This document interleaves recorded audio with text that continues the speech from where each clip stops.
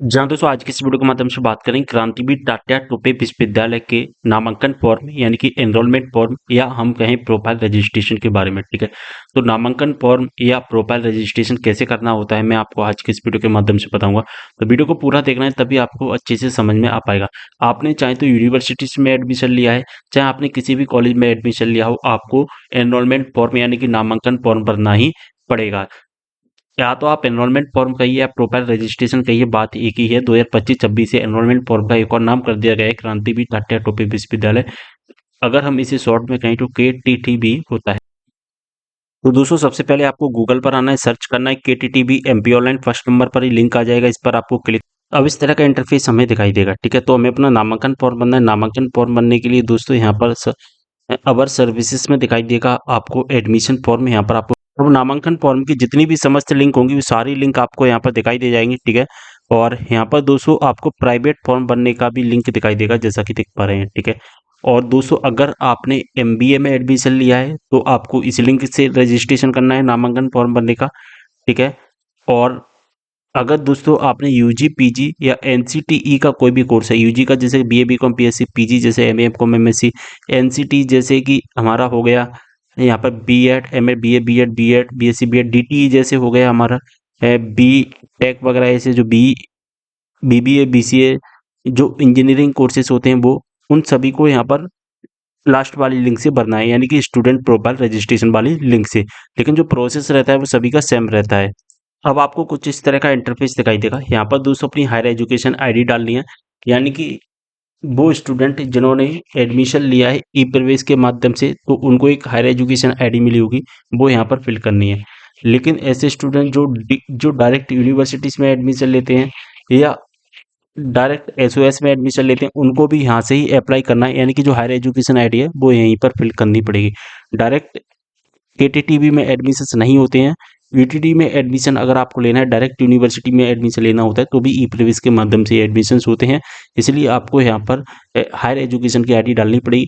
UG की 225 से UG के 125 से, PG की 225 और NCTE की 325 से जो स्टार्ट होती है। ठीक है, डेट ऑफ बर्थ डाल देना, यहाँ पर टर्म सेलेक्ट। ठीक है, अब आपको दोस्तों टर्म सेलेक्ट करनी है। टर्म में क्या सेलेक्ट करना है, मई 2025 से एक ही ऑप्शन दिखाई देगा। यहाँ पर कैप्चा कोड का जो आंसर है वो डाल देना है। ठीक है, इसके बाद यहाँ से सर्च कर देना है। तब दोस्तों हमारे सामने इस तरह का इंटरफेस आ जाएगा। ठीक है, यहाँ पर हायर एजुकेशन आईडी दिखाई दे जाएगी। ठीक है, इसके बाद में दोस्तों आपने कब एडमिशन लिया है वो आपको एडमिशन डेट दिखाई देंगी, जैसा कि देख पा रहे हैं। यहाँ पर हायर एजुकेशन आईडी, यहाँ पर एडमिशन डेट, यहाँ पर आपको कॉलेज एंड कोर्स की डिटेल दिखाई देगी, तो यहाँ पर आप कुछ चेंजिंग नहीं कर पाएंगे। ठीक है, इसके बाद मीडियम ऑफ एग्जाम में दोस्तों आपको हिंदी या इंग्लिश जो भी मीडियम है वो आपको सिलेक्ट कर लेना है।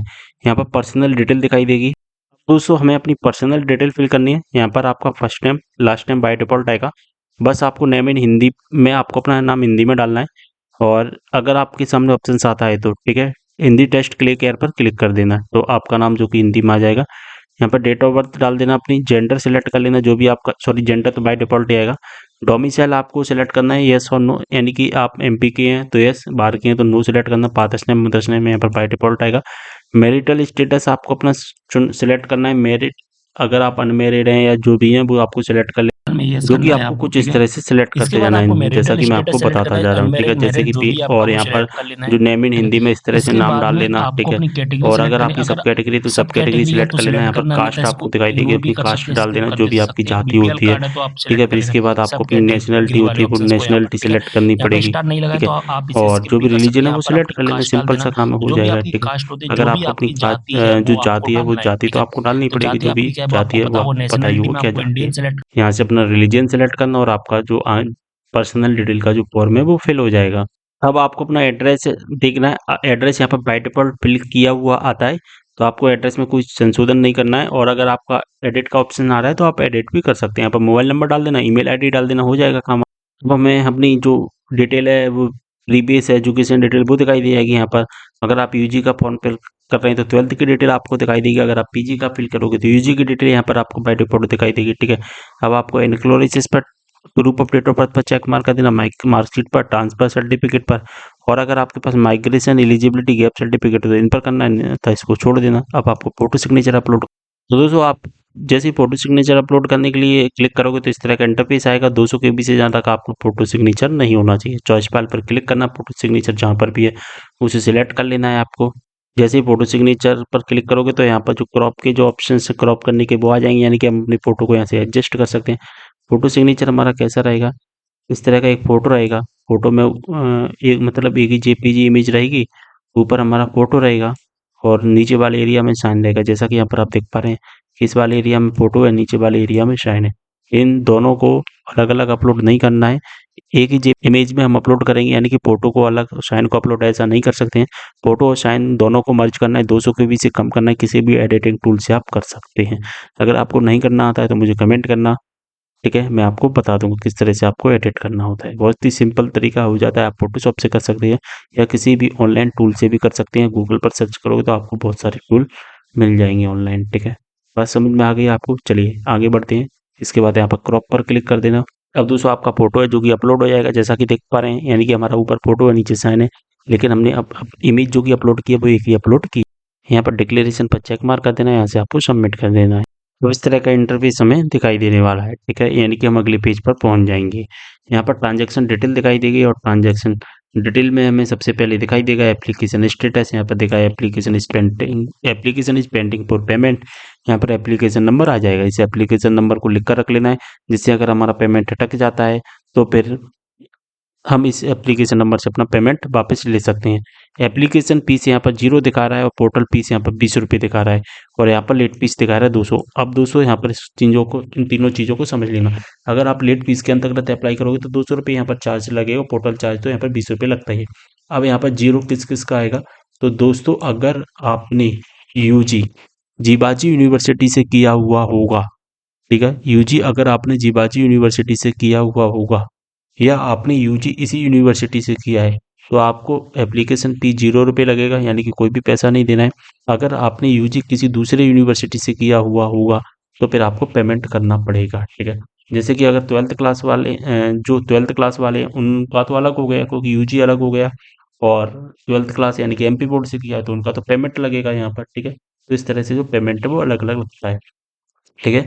बात समझ में आ गई आपको? अगर आपने सेम यूनिवर्सिटी से जो मैं बता रहा हूँ पीजी वालों के लिए और एनसीटी वालों के लिए बता रहा हूँ कि अगर आपका सेम यूनिवर्सिटी से होता है तो आपको कोई भी पेमेंट नहीं करना होता है, यानी कि एप्लीकेशन फी 0 होती है क्योंकि नामांकन फॉर्म तो हम पहले ही भर चुके हैं, फीस क्योंकि नामांकन की एक बार ही ली जाती है, ठीक है। बात समझ में आ गई आपको? चलिए आगे बढ़ते हैं।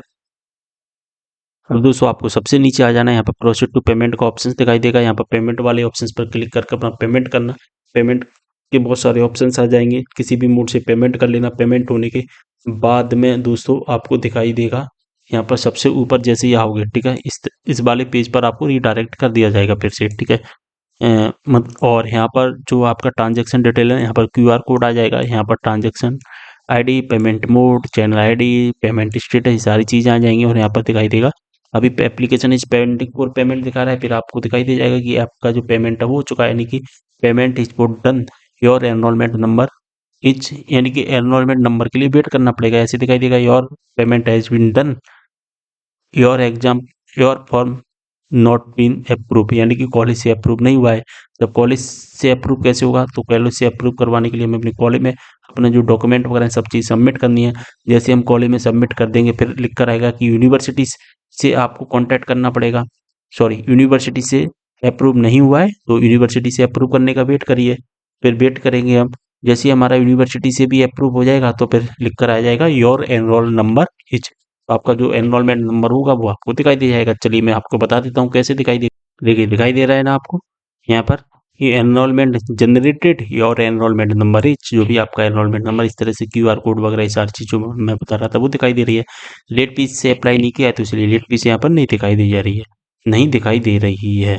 अब आपको क्या करना है, इसका प्रिंट आउट निकालना है। जैसा कि प्रिंट का ऑप्शन से प्रिंट आउट निकाल लेना, अपनी समस्त डॉक्यूमेंट अटैच कर देना और इसके बाद इसे कॉलेज में जाकर जमा कर देना। कॉलेज में जाकर अप्रूव वगैरह हो जाएगा, जो सारी चीज़ें मैं आपको बता ही चुका हूँ, ठीक है। इस तरह से एनरोलमेंट नंबर भरना होता है, एनरोलमेंट फॉर्म भरना होता है। वीडियो को शेयर कर देना। मिलते अगले वीडियो में एक और जानकारी के साथ, तब तक के लिए बाय।